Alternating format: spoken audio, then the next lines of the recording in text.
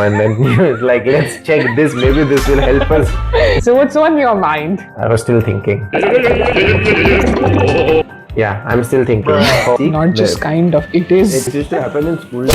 मैंने बहुत फटके खाया मेरा professor. He's like, stop laughing, and I laughed on his. Who does that? Dude. What did he say? Hi, Whitey. Hello. I like your big smile for the cameras. It's always a nice start. So what's on your mind? I was still thinking. I think you should go first. Well, there was this podcast that I was listening to.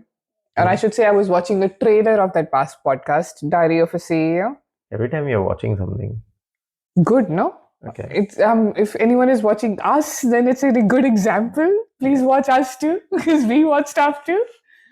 So yeah, on the Diary of a CEO, how Mr. Stephen Bartlett, like the whole team, the whole crew, the attention to detail they put. So in the podcast interviews that they do, they even ensure the CO2 percentage in the room. So it has to be at the optimal level. So your conversation is more easy flowing. What is CO2 percentage? Like how much carbon dioxide is exactly in the room? Okay. I thought that was so interesting. I would find it weird. Like who checks carbon dioxide level? No, because I mean, this is when you have achieved everything and you're now looking कि और क्या मैं कर सकता हूँ, and then you're like, let's check this, maybe this will help us get fewer views.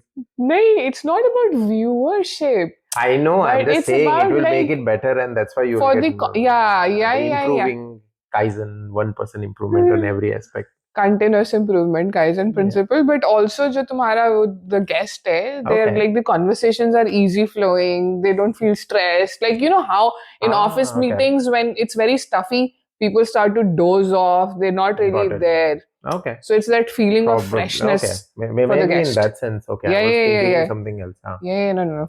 From that context, and I thought, wow, that's pretty cool. Okay. Amazing. Yeah, I'm still thinking. Probably, I have nothing on this mind this week.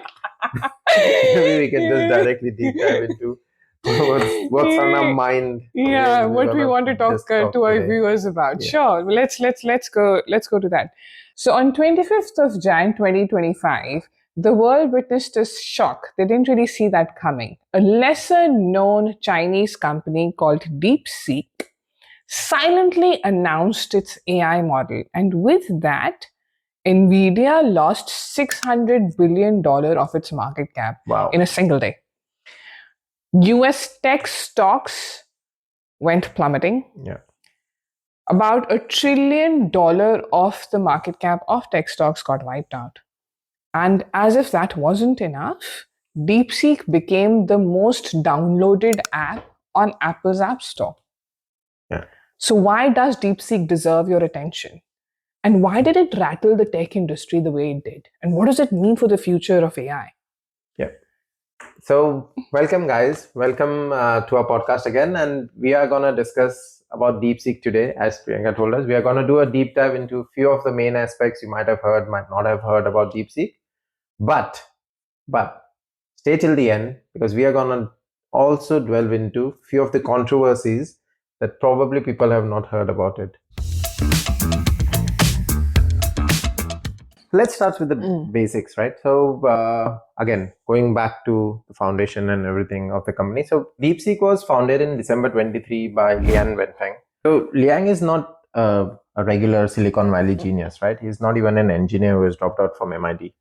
It basically comes from finance, and he had co-founded High Flyer, one of China's leading hedge fund, which specializes in quantitative trading, and it currently has it used to have an asset under management of around $8 billion, right? So when the company actually had a setback, and also the Chinese government had more restrictions applied on the financial sector, that's when they decided to do this dramatic pivot from finance into artificial intelligence. And it was a very surprising move, to be honest, because just a year ago, they had lost almost 1/3 of their assets in the market, and that's where it becomes surprising. It raises questions. Raises a lot of questions, like how did they just all of a sudden not being profitable, and then you pivot into something completely Exactly. Especially not related to your finance. So especially when you have your investors' money and you've lost their money, exactly, you're supposed to sort of do something to return the money back versus do absolutely different. And this pivot has a lot of questions and eyebrows raised, and probably we'll cover a few of those into our controversies bit. But yeah, so then fast forward to Jan 25, they launched their first DeepSeek, the most advanced model that they had, DeepSeek Reasoning R1. So essentially, there are three things which makes DeepSeek so unique. Yeah. One is the number one being cost. Yep. DeepSeek claims they have trained their model on just $5.6 million. Now compare that to OpenAI. OpenAI annual spend is about $5 billion USD. And Google's capex just on AI is $50 billion USD. Yeah. The second piece is around hardware. So DeepSeek have trained and used the models on NVIDIA's older chips. So that's your H800. And that is because US had banned the latest NVIDIA chips, which is your H100 chips. Yeah. So US expected the export control to be the chokehold, which it wasn't, which is why the NVIDIA shares went plummeted, which is why the shock was felt across the US tech stack. Because people were thinking probably the new tech is not necessarily the only thing which they've managed to do something even with the old tech. Exactly, so. which was kind of like oh my god, do we really need the new tech if you can do all of that with just your old hardware piece? The third is open source. So they have the whole asset along with the training, the model and the data set available to startup community, and of course to also Fortune 500 companies for absolutely for free. Imagine a startup being able to use, let's just say as an example, any customer service or support emails, push that through the model, and you have like an automated workflow for them set up. So it's absolutely disruptive. Yeah, that sums up the actual entire reason why people are just blown away when something like this came out of China all of a sudden. Yes. The three things that we discussed, right? But how did they catch up so fast? That is the main thing, right? So instead of scraping the entire internet, which most of the AI models have done to train their models, right? What DeepSeek did was they kind of piggybacked on the existing technology that was there. They just iterated the entire model based on OpenAI's model and the output from that.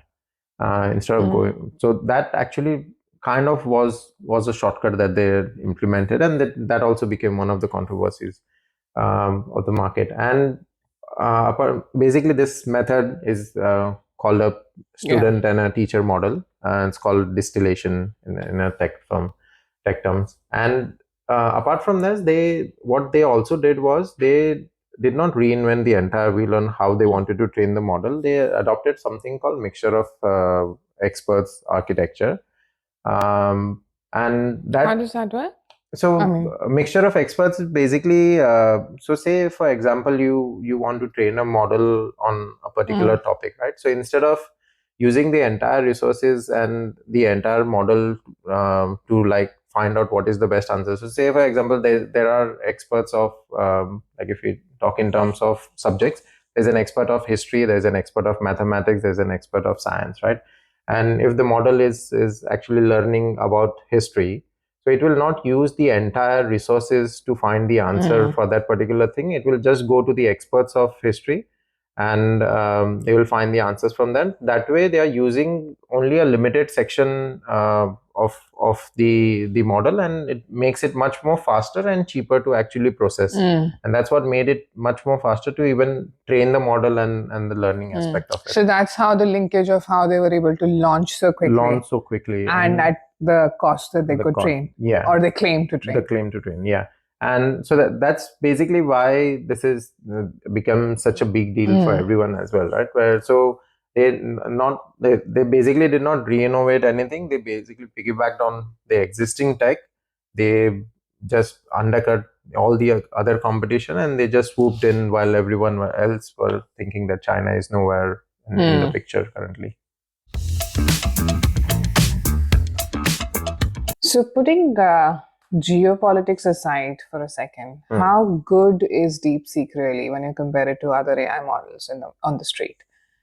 So benchmarks interestingly indicate that DeepSeek reasoning model, DeepSeek R1 that we've been talking about, outperforms Meta's Llama, Anthropic's Cloud Sonnet, and OpenAI's GPT-4 on maths, code debugging, logical reasoning as well. So it's not just cheaper and they were able to launch faster for the reasons that you just explained to us, but even from a performance standpoint, it sort of outperforms, like I mentioned.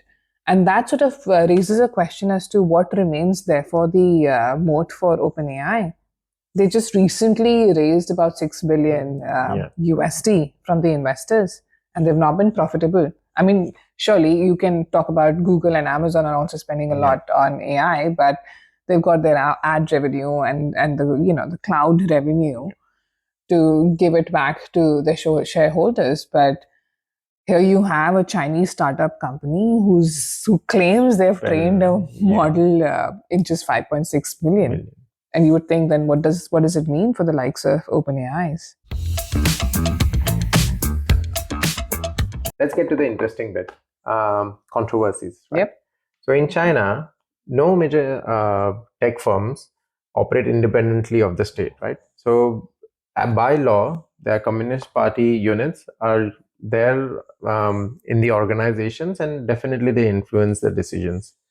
So rumor has which is so unheard of. Yeah, which is so people. Unheard of. Yeah, that's the controversy, right? Like people, we can't. As in, it is there in the law. Like there are documents and articles written around it that each organization would have a unit of the Communist Party in there, and it would be guided and driven by what the party's ideologies and how they want to drive it. But so the rumors are that Highflyer, which is the parent company of DeepSeek, they have definitely received state funding. They've got a lot of tax breaks from the government, and also they've got direct investment from state-owned firms that are there. So when we read about all these things, the claim that they make that DeepSeek was only trained on a mere investment of 5.6 million, that definitely is questionable. Right? Yeah, absolutely. I think to your point as well, Whitey, I mean, DeepSeek's partnership with Sugon, China, Mobile, and Inspo, I hope I'm pronouncing the names right. All of them have ties with Chinese military, and some of these already have US sanctions on them. And talking also to do with associated with hardware, you know how they claim the model has been trained on the older NVIDIA chips and not the newer ones. The controversy theory around this is that there's a likelihood the newer NVIDIA chips were smuggled through different routes, either through Singapore, Malaysia, or Taiwan. And quite interestingly, so all of these partners that I just called out, which is your China Mobile and Sugon and Inspo, so they have offices in Singapore. And the NVIDIA revenue also shot up, specifically coming from Singapore in the year 2023.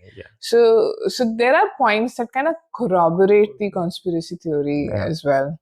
And one other interesting conspiracy again that I read about was given Highflyer is kind of a hedge fund, right? Like just before the announcement of DeepSeek, not just kind of, it is. It is, right? Supposed to be. There are rumors that they would have made a killing by shorting the US market, especially Nvidia and the tech stocks.